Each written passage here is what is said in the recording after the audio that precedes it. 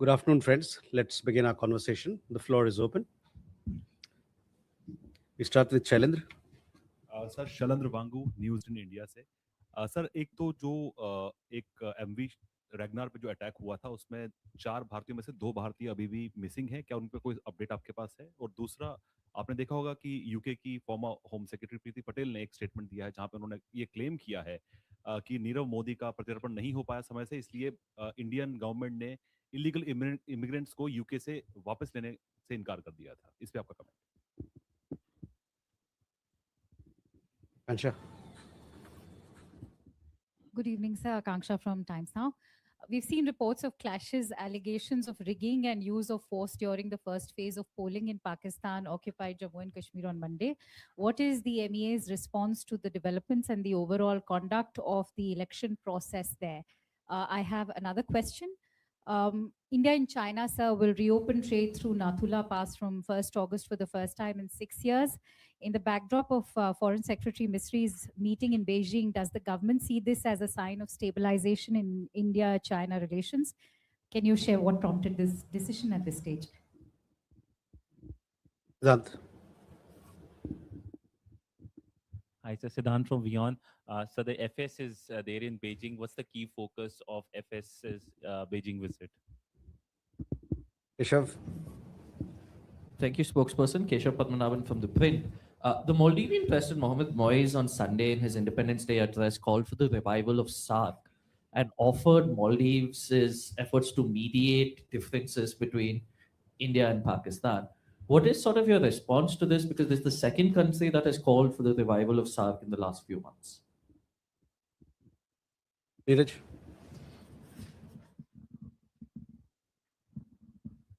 Sir, Neeraj news 18 India से। BRICS सम्मेलन होना है सितंबर में, क्या सदस्य देशों के राष्ट्र प्रमुखों को या हेड ऑफ गवर्नमेंट को इनविटेशन भेजा गया है? और भेजा गया तो क्या कुछ सदस्य देशों के प्रमुखों ने एक्सेप्ट किया है? किन किन देशों ने? ओके, शैलेंद्र, पहला सवाल आपका जो एमवी रगनार पे जो हमला हुआ उसके बारे में है। ओडिशा बंदरगाह के पास में जो हुई थी उसमें, जैसा कि आपको पहले ही बताया था हम लोगों ने, कि 2 भारतीय उसमें 4 भारतीय नागरिक उस पर सवार थे। 2 भारतीय नागरिक सुरक्षित हैं और 2 अभी भी लापता हैं। छानबीन चल रही है उनके लिए, और वहाँ के जो स्थानीय अधिकारी हैं उनसे लगातार हम लोग संपर्क में हैं। और साथ ही साथ जो 2 भारतीय जो लापता हैं उनके परिवारजनों के साथ में भी हम लोग संपर्क साधा है, और जो भी हमसे हो सकता है, जितना बेहतर हो सकता है वो करने के लिए प्रयासरत हैं और उस प्रयास में जुड़े हुए हैं। दूसरा आपका सवाल था यूके के यूनाइटेड के संदर्भ में। तो मैं कहना चाहूँगा, चाहे किसी भी देश के साथ एक प्रक्रिया है जो कि हम पालन करते हैं, कि जब भी किसी आदमी को, किसी व्यक्ति को अगर वहाँ से डिपोर्ट करना हो तो उसका एक प्रक्रिया है। उसके बारे में हम जो भी कागज़ होता है ताकि हम उसकी नागरिकता उनके स्थापित कर सके, वो कागज़ हमें मिलता है, उसकी नागरिकता हम उस व्यक्ति का हम नागरिकता स्थापित करते हैं। उसके बाद जो भी आगे कार्यक्रम उसके भारत वापस आने का जो भी कार्यक्रम है उसको पूरा करते हैं। तो ये हमारी प्रक्रिया है और इसको हम लोग हमेशा से फॉलो कर रहे हैं।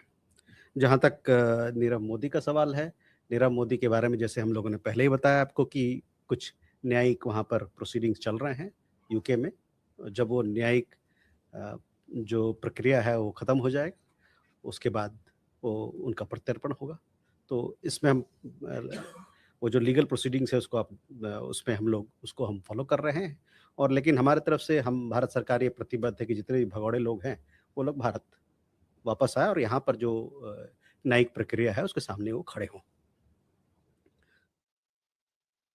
Akansha, your question regarding the elections in Pakistan occupied Kashmir. So let me put forth what we think of it.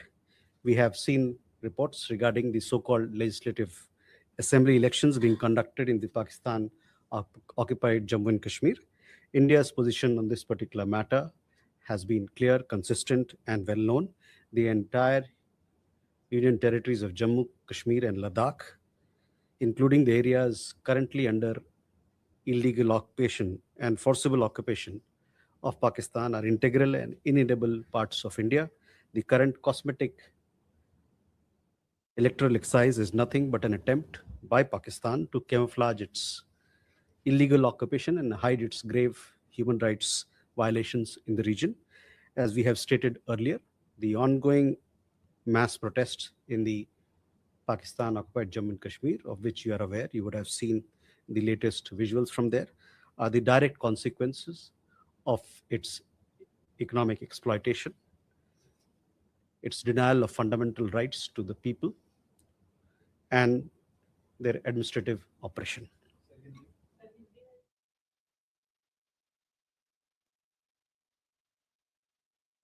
हमने पाक अधिकृत कश्मीर में तथाकथित यानी कि सो कॉल्ड इलेक्शंस के बारे में खबरें देखी है। इस मसले पर भारत का पक्ष साफ और निरंतर रहा है और आप लोग भली भांति इससे अवगत हैं। जम्मू कश्मीर लद्दाख जो कि केंद्र शासित प्रदेश हैं, उनका पूरा भूभाग भारत का अभिन्न और अविच्छेद्य अंग है। वहाँ चल रहे लीपापोती वाले इलेक्शन पाकिस्तान द्वारा जम्मू कश्मीर का अपने अवैध कब्जा और वहाँ के लोगों का मानव अधिकार का हनन को छिपाने का प्रयास है। जैसा कि हमने पहले भी कहा है, वहाँ चल रहे विरोध पाकिस्तान में दशकों से चल रहे व्यवस्थित आर्थिक शोषण, मौलिक अधिकारों का हनन और प्रशासनिक उत्पीड़न का नतीजा है। The other question was India-China border trade. I would like to draw your attention to the press release that was issued on, if I'm not wrong, on 19th of August 2025. Yes. In that press release, you would have seen that both sides had agreed that border trade through 3 designated trading points, namely Lipulekh, Shipkila, and Nathula Pass, would be resumed. So, it is a decision which was taken at that time, and we had informed you as and when these discussions had happened, and now those things are being taken forward. Siddhant, your question regarding the Foreign Secretary's visit to China. Let me say that Foreign Secretary paid an official visit to China from 27th to 28th of July. He started his official engagements in Beijing with his meeting with His Excellency Sun Haiyan, the Vice Minister of the International Department of the Central Committee of the Communist Party of China. They discussed ways to deepen implementation of the guidance of the two leaders for bilateral relations. Thereafter, Foreign Secretary met with his counterpart, His Excellency Mr. Hua Chunying, Vice Minister of Foreign Affairs of China. Both sides discussed bilateral relations in its entirety and discussed means of advancing the vision of the two leaders that India and China are partners and development opportunities for each other, including through mutually beneficial outcomes across trade and economic ties, culture and people-to-people exchanges. Both sides acknowledged the importance of maintaining peace and tranquility in the India-China border areas. Foreign Secretary also had a meeting with His Excellency Mr. Hong Liang, Deputy Secretary General of the 14th National Committee of the Chinese People's Political Consultative Conference. And today, 28th, Foreign Secretary met with Mr. Li Wengtang, His Excellency Mr. Li Wengtang, Vice President of the Central Party School, which is the National Academy of Governance of the Communist Party of China. Both sides discussed he was briefed on the contributions and of the significance of the school, and both sides discussed as to what are the areas or possible opportunities where the two sides could cooperate. So that was an update on Foreign Secretary's visit for you. Keshav, on the issue of SARC, let me say that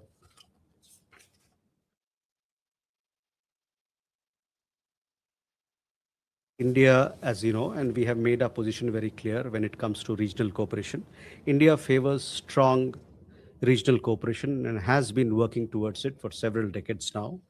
Everyone in South Asia is aware of which country and what activities are actually stymieing SARC, and what activities are responsible for stymieing SARC. After all, cooperation does require goodwill. Neeraj, BRICS के मामले में BRICS शिखर सम्मेलन जैसा कि आपको ज्ञात है, इसकी अध्यक्षता भारत कर रहा है इस बार, और उसमें ब्रिक्स मेंबरान के अलावे कई एक और सदस्यगण जो पार्टनर कंट्रीज हैं उनको उनकी पार्टिसिपेशन की संभावना है। तो इसके बारे में जब हमारे पास पूर्ण सूचना होगी, आपको हम अवगत कराएंगे। Ayushi. So good evening, this is Ayushi Agarwal from ANI. So can we have an estimate of how many Indian seafarers are currently serving on vessels operating in or transiting the Black Sea region? And second, recently we saw a statement issued by Pakistan following the remarks made by our defense minister on Kargil Vijay Divas. What is government's response to those comments? Thank you. Divya. So Divya from Indian Express. I have a question on Pakistan. So after talking about Indus Waters Treaty on multilateral fora, we've seen a lot of voices from Pakistan talking about the shared legacy of Indus Valley civilization. Has India taken note of these efforts? Do you see it as cultural appropriation? Thank you. Dant.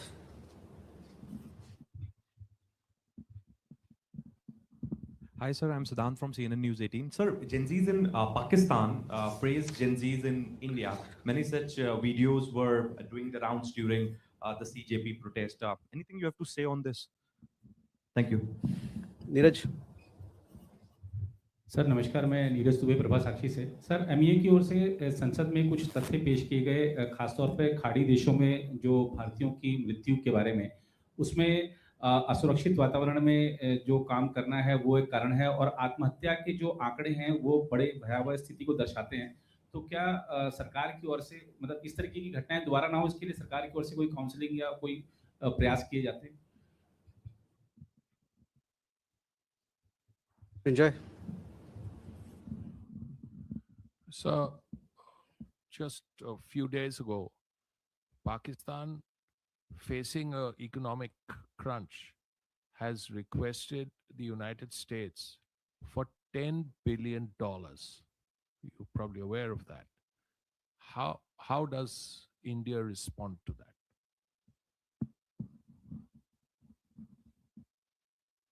Ishi? This is Yeshi Seli from Business India. You've talked about three cross-border channels which have been opened. One is Lipu Lake, you said, Natula, which was the third one, and also has trade resumed from Moreh border. As to the exact number of Indian seafarers who are serving on ships in and around Black Sea, I don't have the figure with me right now. What the figure that I can give you is about Indian seafarers in the Persian Gulf, the Strait of Hormuz region. There, to update you, we have 6 Indian vessels which are west of the Strait of Hormuz, so in the Persian Gulf, and there are 125 seafarers who are on board these Indian ships. In addition, there are 41 Indian seafarers who are on board foreign ships which are there in that area. Also, let me tell you that our Ministry of Shipping is closely monitoring our ships, as also our seafarers, so that we can ensure their well-being and welfare. And obviously, our missions and in the region, they are in touch with Ministry of Shipping to see if there is any requirement to support them, and they are offering any assistance that might be required. On the Black Sea, how many people we have, etc., I'll come back to you with the figure. On your question, the statement that was issued from post the remarks made by our Raksha Mantri, let me say that we reject their baseless and hollow statement in its entirety. Divya, on the question of shared legacy, let me put this straight, that a country which has been promoting cross border terrorism, which has been promoting religious fundamentalism and violence for decades, cannot have any claim to any pluralistic cultural legacy. Their abysmal track record on the protection of minorities and their cultural rights make such desperate attempts look even more phony. Siddhant, your question was regarding Gen Z. Let me say that, as we all are aware, Pakistan has been sponsoring cross border terrorism against India for several decades now. The people of India, including the Gen Z, have been demanding that the Pakistani state sponsored cross border terrorism must come to an end. We hope their counterparts are taking due note. Neeraj, जो हम लोगों ने जो ब्यौरा parliamentary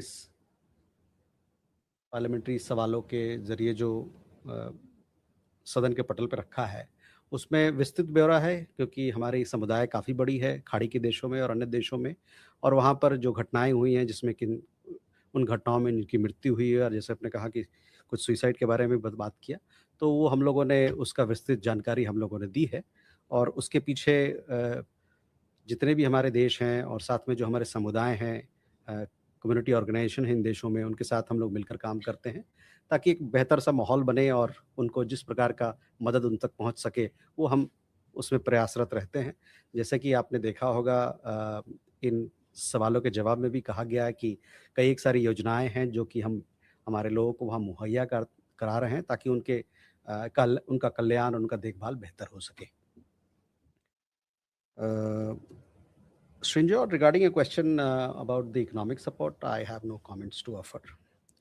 Yashi, on the More trade, let me come back to you. I don't know exact update at this point in time. On the three points that have been mentioned in the press release of 19th August, let me read out that for you. They are Lipulek, Shipkila, and Nathula Pass, the three places. Now, the other question about Kailash Mansarovar Yatra. Kailash Mansarovar Yatra is being conducted by the government through designated points. Okay, Kalol.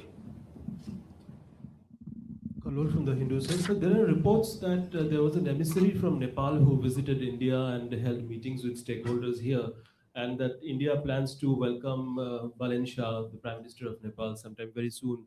And he is going to break his vow of not visiting any foreign countries in the first year of his governance. Do you have any update on that? Was there a visit by any special emissary from Nepal? And is the Prime Minister of Nepal expected to visit India sometime soon?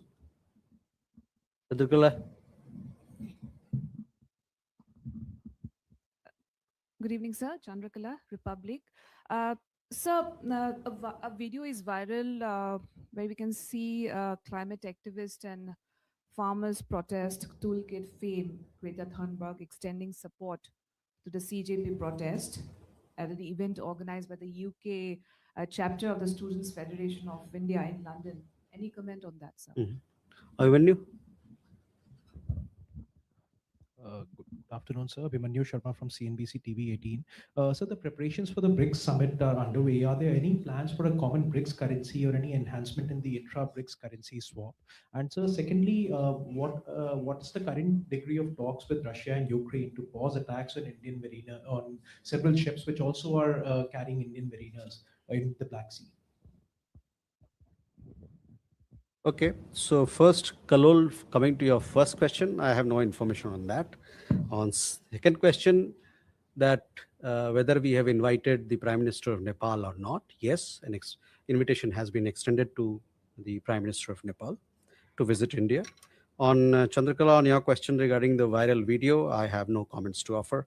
Abhimanyu, on the BRICS summit, we are preparing for the BRICS summit to be held later, and several meetings at the ministerial meetings and other technical level meetings have are happening, and this will help us frame the discussions for the summit level meeting, and we shall keep you informed in that regard. On the Russia-Ukraine conflict, you know that our position is very clear, that we want the dialogue and diplomacy be the way forward for peaceful resolution of the conflict. On our seafarers, we have been very clear in articulating to both our parties and both our partners and friends, and to others also, that under no circumstances commercial shipping or the seafarers or civilians or civilian infrastructure must be attacked, and it must be avoided. And we have condemned those attacks which have happened recently in the Black Sea region. So with that, ladies and gentlemen, thank you very much for your presence. Thank you.